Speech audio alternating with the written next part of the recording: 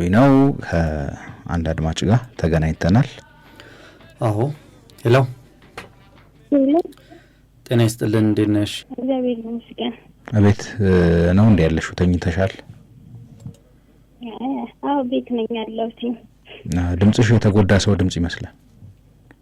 በጣም መላበሉኝ ብለሽ ነው ቴክስት ያደረግሽው?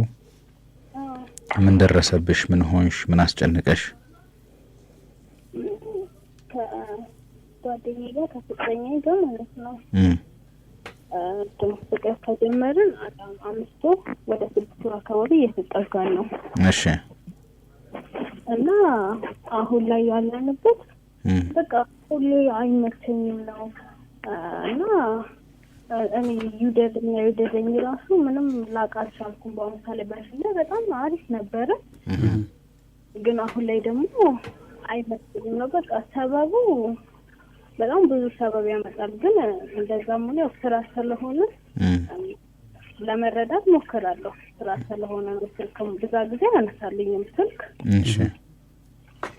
ግን በሚደውል ሰዓት በቃ አንጨቀጭቆም ለምን አታነሳም ምናምን ብዬ በሚደውልልኝ ሰዓት በፍቅር አወራዋለሁ እና ከጀርባው ምን እንዳለ ከሌላ ሰው ጋር ጀምሮ ይሁን እውነት አልመች ብሎት በቃ ምን ይገባኝ አልቻለም። በቃ ቻለው ከዚህ በኋላ ነው ማንደውልለትም ምናምን ስል ደግሞ ይደውልልኛል፣ ተስፋ ይሰጠኛል። በቃ አልደውልም ብዬ ስተው እና እንደዚህ አይነት ሁኔታ ላይ ነው። ምን ያህል ጊዜ? 5 ወር ነው ያልሽው? ወደ 5 ወር 6 ወር እየተጠጋን ነው። እንዴት ነበር የተገናኛችሁት? የተገናኘነው በፊትም አውቀዋለሁ በአይን አውቀዋለሁ። በፊትም እንደዛን እኮ አይታቂው ነበር እኮ። እንዴት ተገናኛችሁ? እንዴት ፍቅር ጀመራችሁ ለማለት ነው። እሱ ነጋዴ ነው። በዛ ቃለ መግዛት ምናምን ሲሄድ በዛ በፊት የምንተዋወቀው በአይን ማለት ነው። እቃ እንገዛለን። ከዛ በኋላ እቃ ምናምን ያመጣለን ነበረ። በዛው ስልክ እንደዋወል ነበረ። ይተዋወቅ። ማን ጀመረ? እሱ ነው የጀመረው? አንቺ ነሽ የጠየቅሽው? አረ እሱ ነው የጀመረው። እሱ ነው የጠየቀሽ? ሲጀመር እንዴት ነበር? በዚህ መልኩ ነው የቀጠለው እንደ ከተጀመረ እስካሁን ድረስ ወይስ ከጊዜ በኋላ የመጣ የባህሪ ለውጥ ነው? አይ ከጊዜ በኋላ የመጣ ነው እንጂ በፊት እንደዚህ ነው። ባለችው ሰዓት ይደውልልኛል፣ እናወራለን። ግን አሁን በቃ ከነሁዱም ምናምንም አይመቸው ማለት ከነበረበት የሥራ ባህሪው የተለወጠ ነገር አለ? በቃ በፊት ስራ ነው የሚሰራው፣ ምንም የተለወጠ ነገር የለም። እሺ። የእናንተ የፍቅር ግንኙነት እስከምን ድረስ ስር ሰዷል? አሪፍ ነው፣ ጥሩ ላይ ያለ ነው። በደንብም ተግባብተናል። ትገናኙ ነበር በአካል? አሁን እንገናኛለን። ምንድነው ከየትኛው የሆነ ፖይንት ወይም የሆነ የምታስታውሽው ነገር ካለ ባህሪው የተለወጠው ከዚህ ጊዜ በኋላ ነው የምትዩ ነገር አለ የምትነግሪን?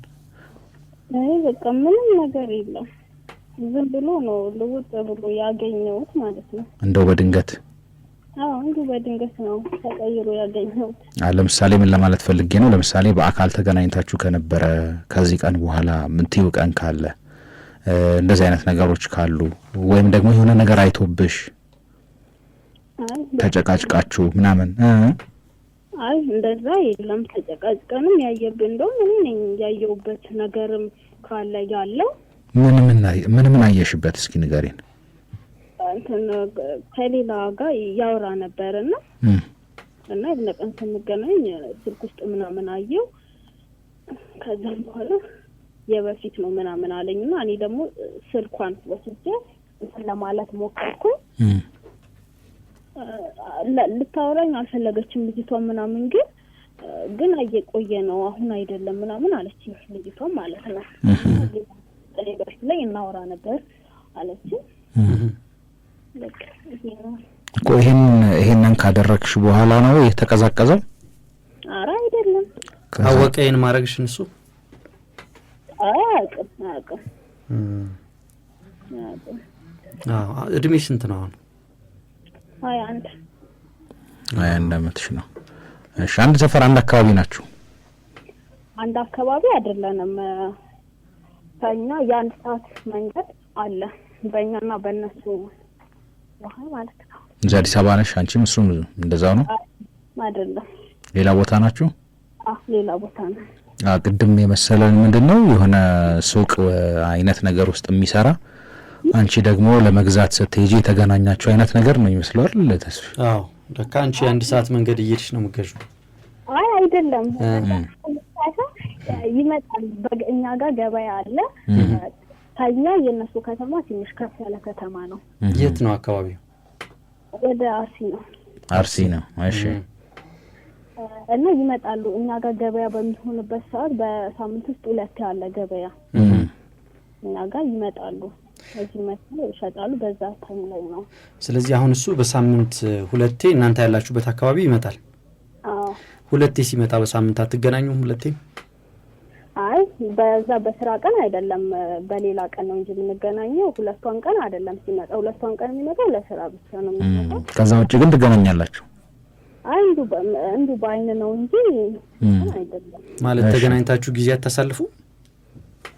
ከዛ ውጪ ባለው ቀን ነው ወይ እሁድ ምናምን ቀን እኮ ተገናኝታችሁ ሻይ ቡና ትላላችሁ፣ የጋራ ጊዜ ታሳልፋላችሁ። አዎ ምን ታረጋላችሁ ሌላ? ምን አይነት አይ ምን ያህል ስር ሰዷል የሚለውን በቃ በዚህ ነው የሚገለጸው። አይበር እሺ ምን ያሽኮረም መሐላውን እሱ እሺ መልስ የለሽም ለዚህ ጥያቄ? አይ ምንም ተሽኮረምሽ? የተለየ ነገር የለም። እሺ ሌላ የተለየ ነገር የለም። ስንገናኝ እንገናኛለን። የሆነውን እናወራለን።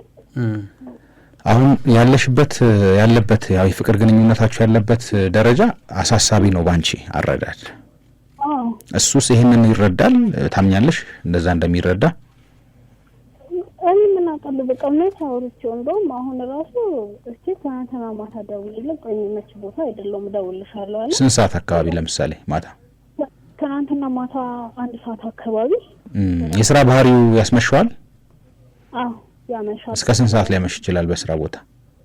እስከ 2 ሰዓትም እስከ 2 ተኩል። ከዛ በኋላስ ልታወሪው ሞክረሽ ታውቂያለሽ? ስልክ አነሳም። ቤተሰብ እናት አለች ምናምን ቴክስት እንደዚህ ምናምን እሱ ነው በቃ ሞቶ ነው ይመልሰው። እሺ አይ ከእናቱ ጋር እንደሚኖር እርግጠኛ ነሽ ግን ሌላ ህይወት እንደሌለው? አይ ከእናቱ ጋር ነው የሚኖረው። እንዴት አወቅሽ ይሄንን? ቤተሰቡን አውቃቸዋለሁ። እዚህም ለስራ ከእናቱ ጋር ነው የሚመጣው። እዛም ያሉበት ቦታ የሚሰራው ከእናቱ ጋር ነው፣ የሚኖረውም ከእናቱ ጋር ነው። እና ይሄን ታውቂያለሽ በደንብ? ምን አውቃለሁ። እንደው ሌላ ትዳር ኖሮት ብለሽ አሁን ለምሳሌ አንዳንድ ሰው ምን ይጠረጥራል መሰለሽ? ማታ ላይ በፍጹም አይመቸው ከሆነ ወንድ ልጅ ቴክስትም ለማድረግ እንዳልሽው የሚታሽ ከሆነ ስልክ የማያነሳ ከሆነ እንደው ሌላ ህይወት አለው ተብሎ ይጠረጠራል። አዎ እንደዛ የለውም እርግጠኛ ነኝ። እሱን እርግጠኛ ከሆንሽ ሌላ የፍቅር ግንኙነትም እንደሌለው እርግጠኛ ነሽ ነው? ትጠረጠሪያለሽ? ይሄን እርግጠኛ አይደለሁም። በባለፈው ጊዜ ሲደውልልኝ የሆነ ቦታ ሊሄድ ነው ብሎ ነበርና የት ነው የምትሄደው ምናምን ብዬ ስጠይቀው እንደዚህ የሆነች ልጅ እንደዚህ ታወራኝ ነበር እና እሷ ጋር ነው የሄድከው ምናምን ስለ የሄድኩት እዛ አይደለም ሌላ ቦታ ነው አለ። እርግጠኛ አይደለሁም። እሷ ጋር ሄዶም ሊሆን ይችላል።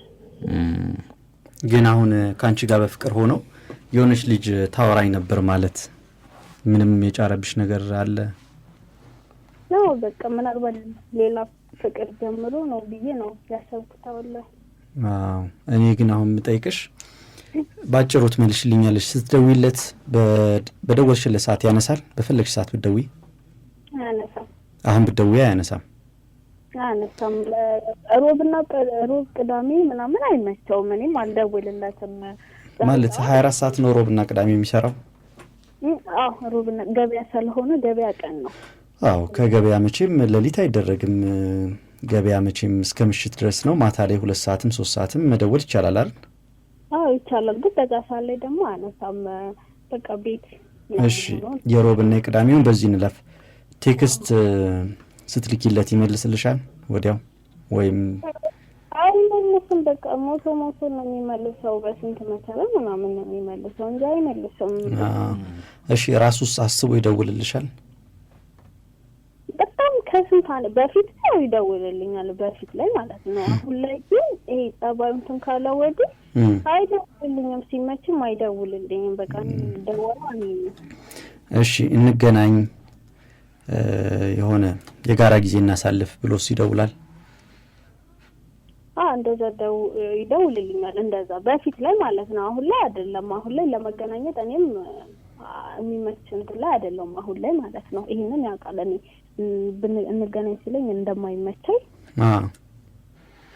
እሱን ያውቃል። ከዛ ውጪ በቃ አይደውልልኝም። እኔ ነኝ የምደውለው። በቃ በደወለ ሰዓትም በቃ እንዳልጨቀጭቀው እያልኩኝ በቃ አንዴ ደውልልኝ በቃ እሱንም በቃ ዝም ብዬ አወራለሁ። በቃ ተመሳሳይ ነው። ለምስል ካታነሳ ምናምን ስለው ተመሳሳይ ነው፣ ምክንያቶቹ ተመሳሳይ ናቸው። ስለዚህ አልጠይቀውም። እሺ ላንቺ ያለውን ስሜት እንደሚወድሽ እንደሚያፈቅርሽ ይነግርሻል? ይነግረኛል። በቃ ምንም በተግባር ያየሁት ነገር የለም። በቃ በአፍ ብቻ ነው። እሱንም በፊት ላይ ነው እንደዛ ምን ተነምልኝ። አሁን ምንም በተግባር ያየሁት ነገር የለም። እንግዲህ አሁን ያልሽንን ያ በሙሉ ለመስማት ሞከርን።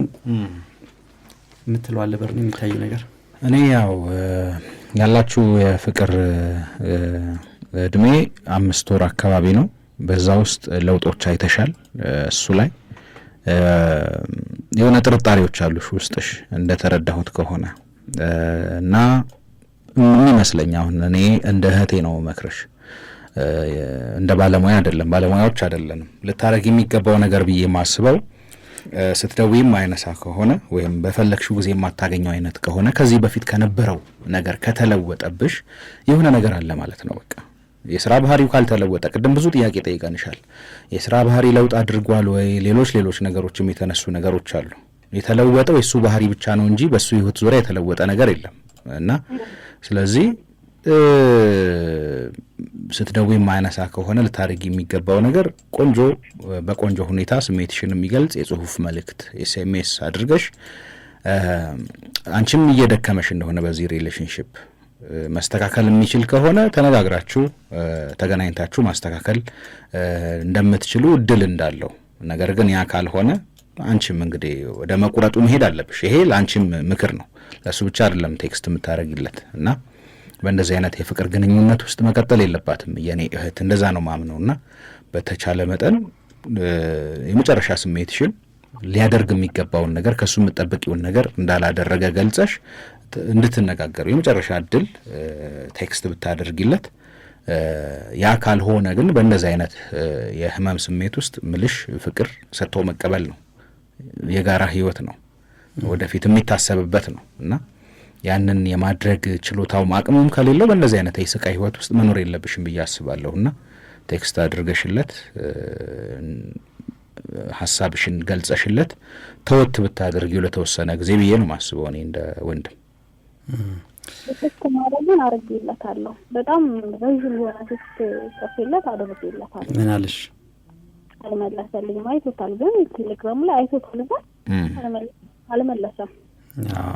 ስለዚህ አሁን እዚህ ሰው ጋር መደወልም ቴክስት ማድረግም ከዚህ በኋላ የተገባ አይደለም።